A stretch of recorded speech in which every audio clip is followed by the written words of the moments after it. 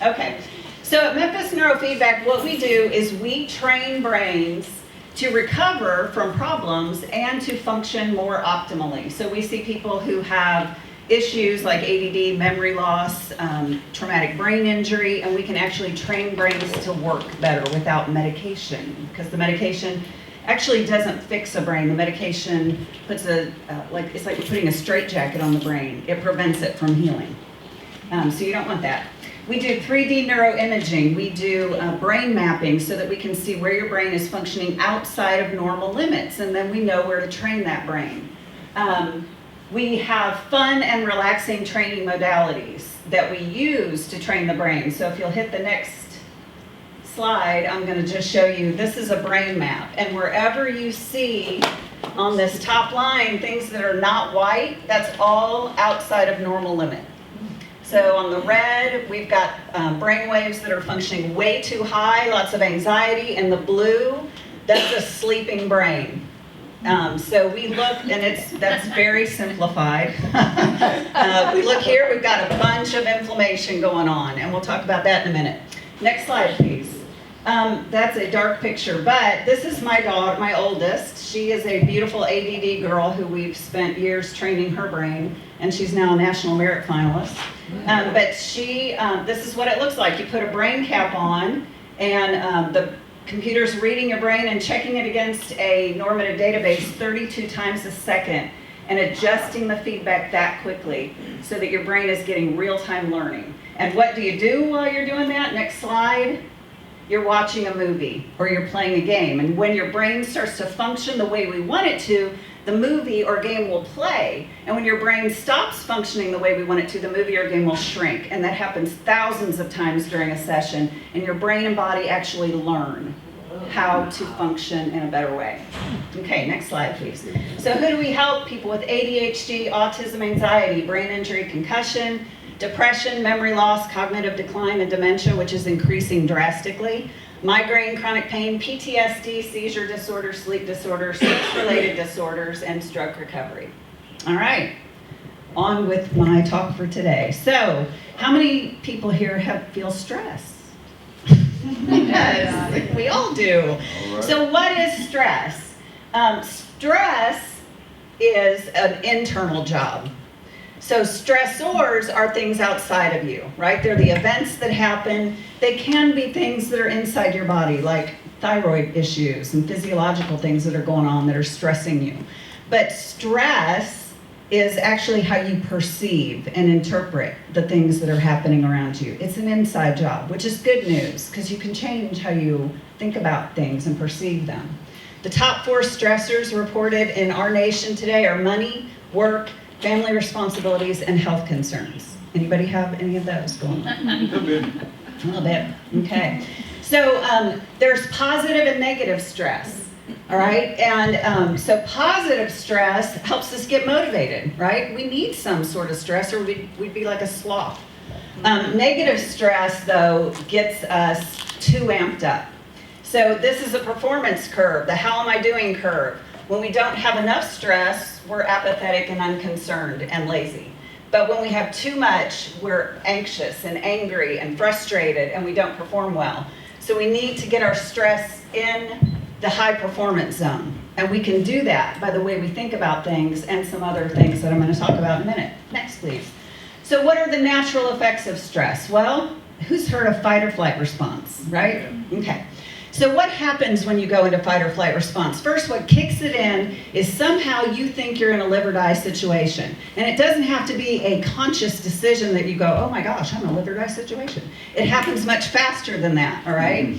So something in you thinks, I've seen this before and it's dangerous, and your body just kicks in. And what it does physically is it takes all the blood flow from your brain and it shunts it down to these major muscle groups. Because guess what? You got to get ready to fight or flee, right? So it shuts down your long-term systems because you don't need them if you have to fight or flee in the next moment. So it shuts down your immune system. It shuts down your digestive system, your endocrine system, because you don't need these things if you're actually going to live or die in the next moment. What happens emotionally is your primal fears just take over. And so you kind of go into almost a shock.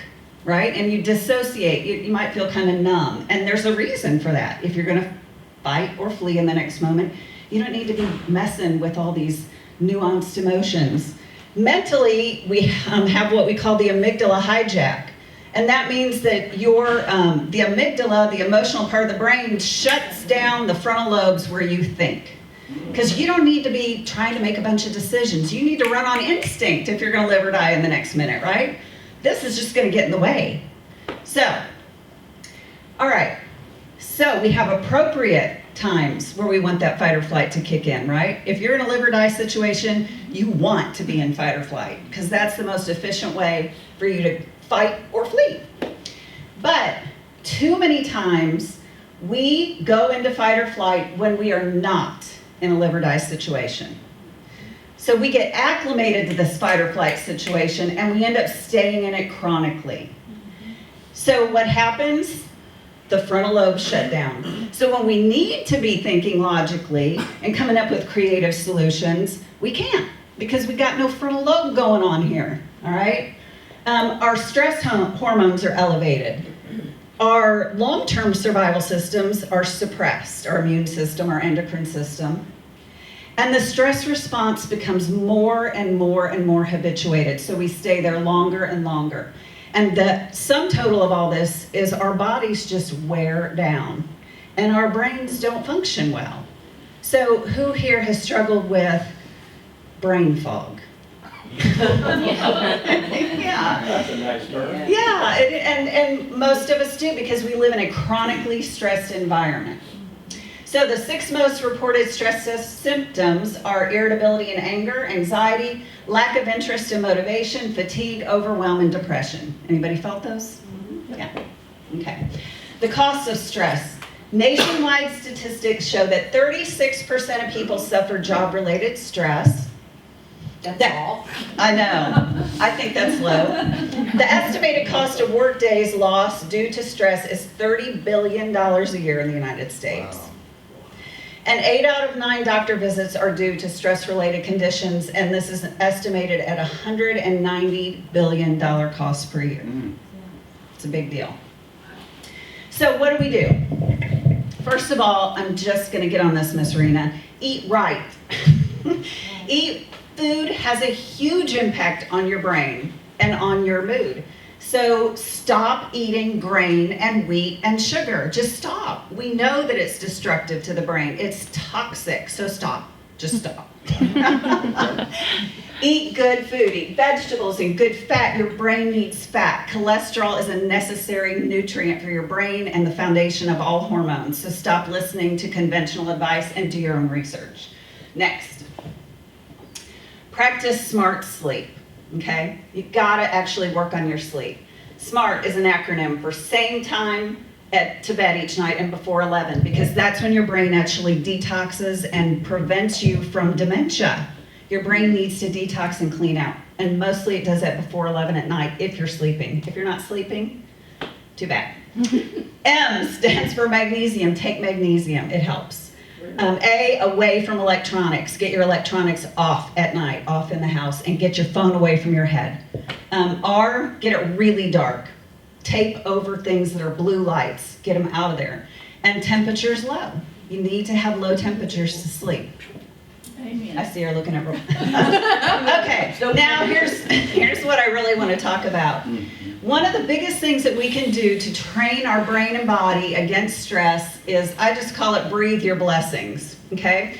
So what we want to do is we want to belly breathe, because most of us, when we breathe, our chest rises and falls. Well, guess what happens when your chest rises and falls? You're producing stress hormones. So you want your breath to come down into your lower belly, okay, gently. And I know we don't like that. We don't like a poochy belly, but guess what? It's healthier. So when you breathe in, your lower belly should go out, and when you breathe out, your lower belly should go back in. Belly breathing helps actually create relaxation hormones. And then while you're belly breathing, and you can do this several minutes a day, do it while you're driving, do it when you get up, do it whenever you think about it. While you're doing it, think of something that makes you feel good. When I first started doing this, I would think about my cat, because she would get on me and purr, and it was something very easy for me to think about without my mind spinning. So just think about her, and I could feel her purring on me. So doing this has a profound effect on our brain and body. So doing it for about 20 minutes a day over a 30-minute period of time, over 30 days, they found, I'm sorry, I said that wrong. Doing this 30 minutes a day over a 30-day period of time, they did a lot of research and found that this group of people had a 24% reduction in cortisol, which is the stress hormone. That's a big reduction. They had an average of 100% increase in DHEA, which is the resilience hormone. You can't get that kind of bump up in DHEA with even a good supplement or a bioidentical hormone. So this is huge. This is a huge